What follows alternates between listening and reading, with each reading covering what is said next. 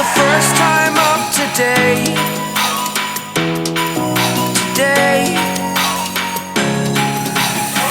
To dream, believe, you are the strength, you're all I need.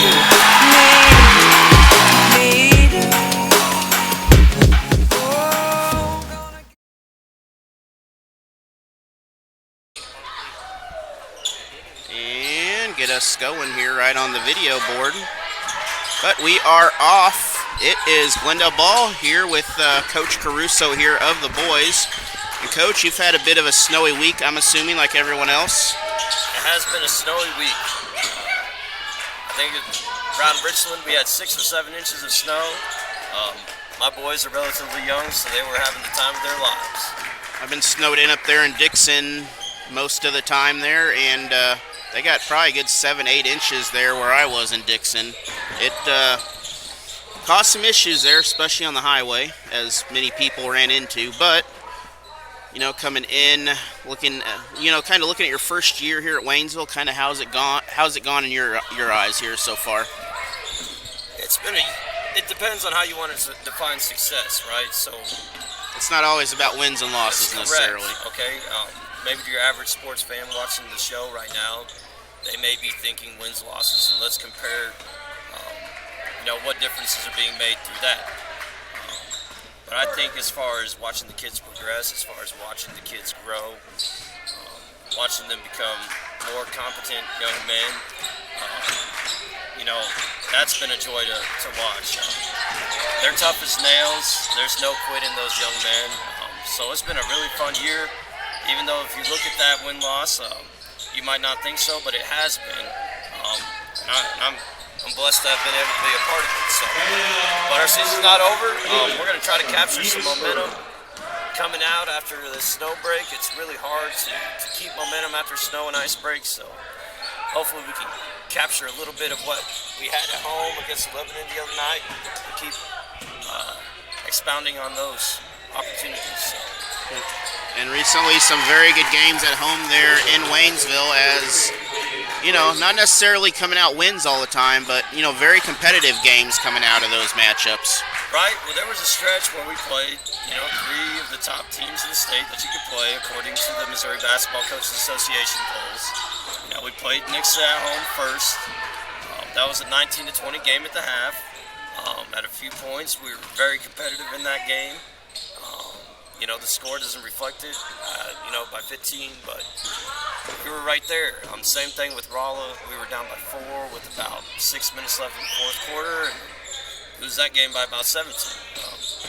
We're just trying to teach these young men how to compete for 32 minutes and play their best basketball for 32 minutes. And when they can learn how to do that, we can be a pretty special team. Yeah. Now, especially the Rolla game seemed like some really good improvement by the Tigers there, hung in there for really most of the game, and ranked 3rd in the state. A very good performance, especially being on the road. Yeah, Rolla's always a tough place to play at, and I liked our guys' mentality going into that gym. You can't beat yourself before you ever step on the floor, and that's never their mindset. We try to talk to these guys about don't give these guys respect and credit that they haven't earned from you yet. If we did all those things, and you try to put wins, losses on paper, then why would you even lace up your shoes? So. Well, it's kind of like track. I mean, most track coaches, you can't really do a perfect season in track. It's just not set up that way. It's kind of a similar setup where you're looking at improvement over time. You set a goal. Certain players, some may move up to varsity, some may just improve their skills in the JV side of things to get ready for next year, or, maybe districts or something down the line. Right. We've tried to have our season focus being just one game at a time, one game seasons, and we've talked about how this conference schedule has prepared us, for districts, and that's what we want to be best at. It's not about wins, losses. At that point, everybody's 0-0 come district tournament. You lose, you go home. You win, you move on. So, our goal is to keep playing longer than some of the other folks that might have, taking a contest from us earlier this season. So. Well, I've seen a Waynesville Tiger baseball team win a district title with no wins during the regular season. So I've seen that happen in basketball in the past, where you've had 1 or 2 win teams win a district title. Just, it all comes down to that gameplay at the district tournament, and everyone resets to 0-0, and it's one game at a time from there. Right. It's difficult though. We're going to go up to St. Louis, and we're not very familiar with some of those schools up there. So us as a coaching staff, I know Coach Sapanzik, Coach Hyatt, Coach Copeland, they're really looking forward to game planning and preparing us to get these guys ready to roll for playoffs. I'm excited about it. It's crazy. It's already here, Alan. It's gone by fast. Well, think about it. The small school districts, they have their district tournaments next week already. So, former team you coached at, Richland, and some of their Class 2 and 3, those teams you coached against, they're already starting their tournaments on Monday. Yeah, I was talking with Coach Bills the other day, and he was telling me about how his season went. Unfortunately, they didn't advance in the playoffs. They played a really tough schedule, had a really good season. But it's crazy, like, the season's already over. Time is a thief. One thing that we try to impress upon our guys is taking advantage of every moment that you get on these floors, because you're not always going to have these opportunities to make memories, for your parents to watch you play. We try to impress that on them that, hey, every now and again you just need to look around the gym and take it in and enjoy what you're doing. Because this is not something that everybody's going to have for the rest of their lives. No, it's the, sorry about that. What's going on there?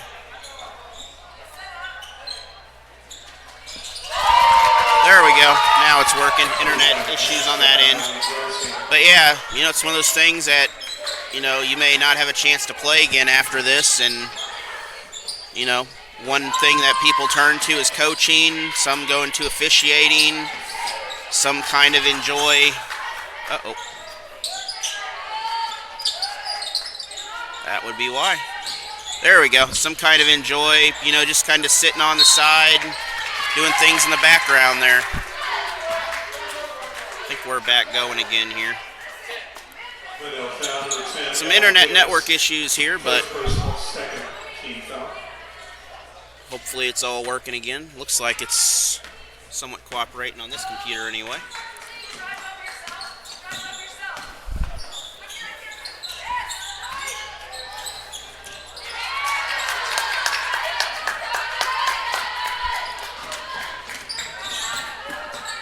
Again, looking at, not a lot of schools get the coverage that, these teams may get, that Waynesville may get either, though, as you've been to some of the smaller schools, and it's hard to get even radio coverage, or some don't even offer, game video a lot of times there. Yeah, we're very blessed at Waynesville. Very blessed to have had some of our sponsors step up and help you out. So you can get to showcase these boys and girls playing something that they love to do. That means a lot. We appreciate you a lot. And shout out to the sponsors for allowing you to do that.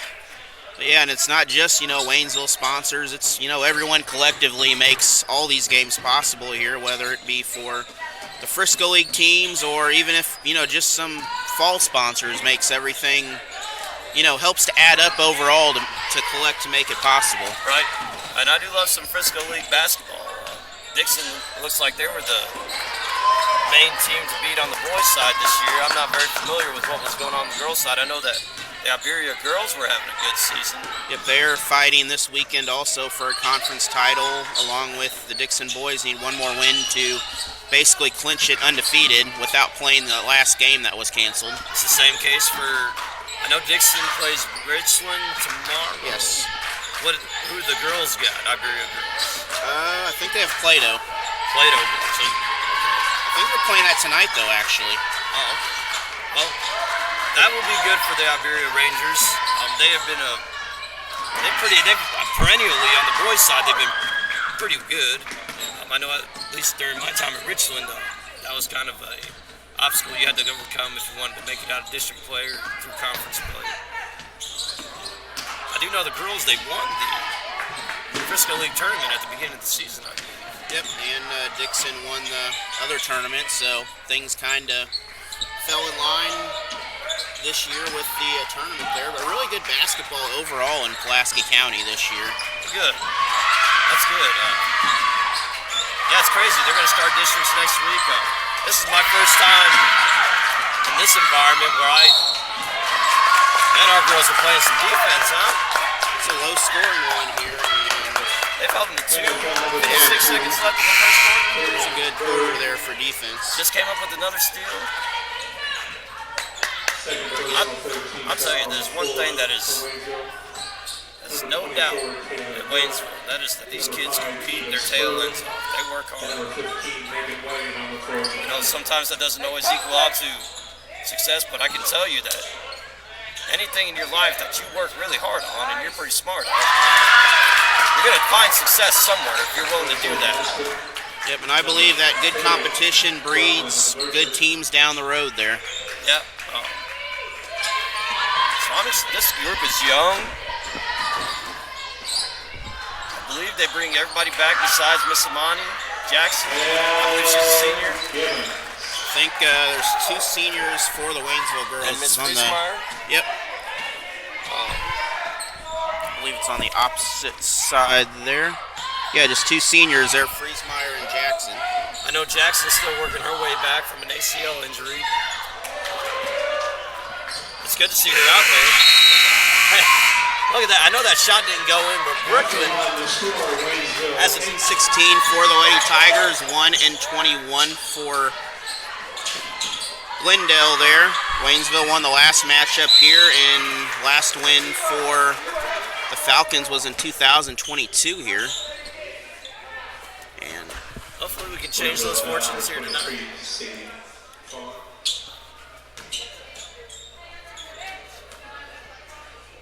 Correction 24, Taylor Miller. First personal, first team foul. And Miller picking up that foul there. It's incredible. Miller and Barkley, 2 volleyball athletes that came out playing basketball, and they're relied upon to carry a heavy load down there in the post, and they're doing it like they've been playing since day one. Yep. Waynesville giving up, losing a lot of size from last year.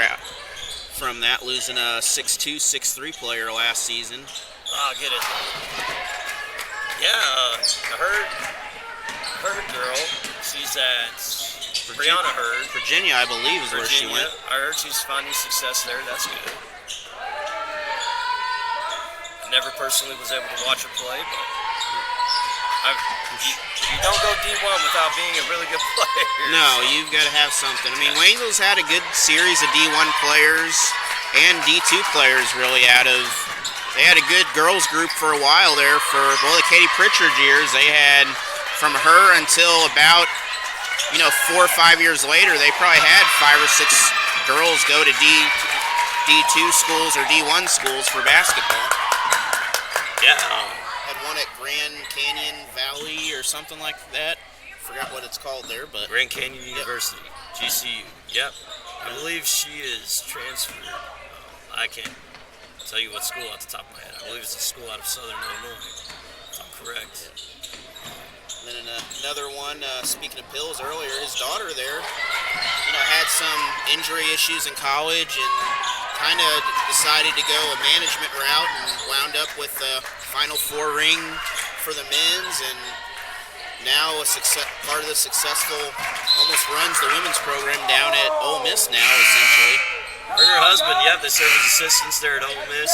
They're kind of a power couple down there. And she is the direct assistant to the head coach, basically. Her job is to make things happen. And that's awesome. A lot of people can only dream of that opportunity. So she is definitely living her best life, and I believe there's a child on the way as well. So I believe Coach Pills is about to become Papa Pills.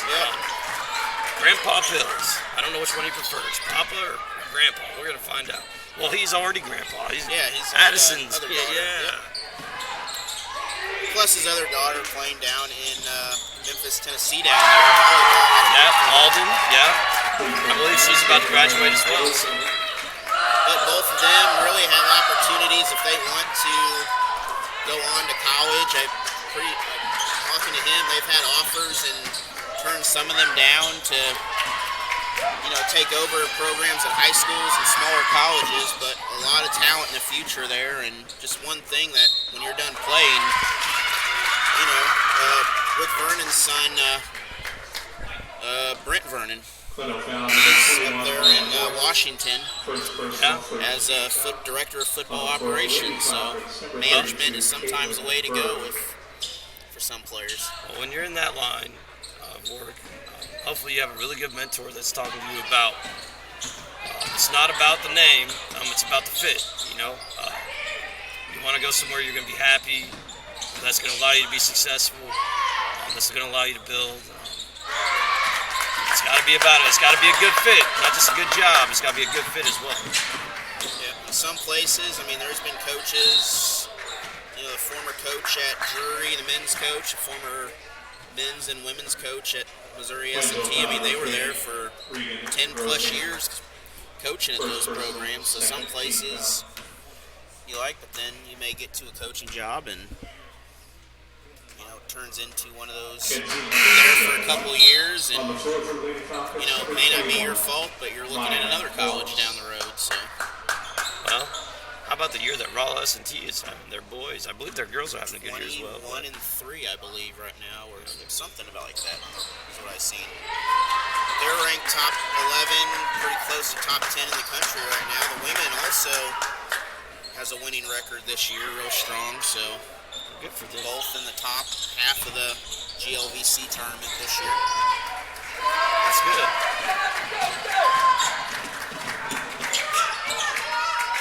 I always thought, what if we had a COC tournament, but that would be a long tournament, I realized. Well, that would exceed the 8-team limit right there, by far, probably. Well, it would be interesting. Let's just speak on this hypothetically. If you played both sides, it would be a 16-team tournament. Our girls come out here and win this time out. These are really where you want to set your statements. You want to come out and, you want to run something here. You're seeing something in the long run.